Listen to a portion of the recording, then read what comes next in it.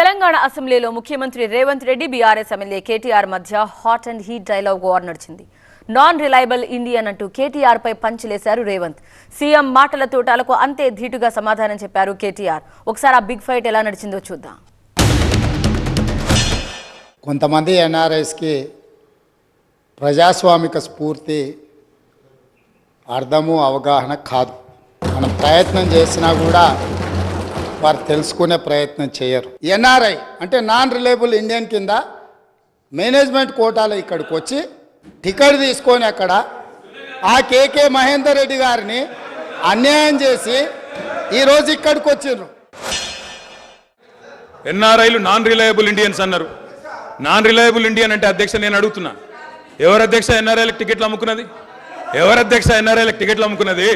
ఎవరికి తెలియదు అధ్యక్ష? ఇది అధ్యక్ష ఎవరు అధ్యక్ష? 100 కోట్ల మంది భారతీయులను కాదని బయట నుంచి తెచ్చుకున్న అధ్యక్షులు తీసుకుంది ఎవరు అధ్యక్ష?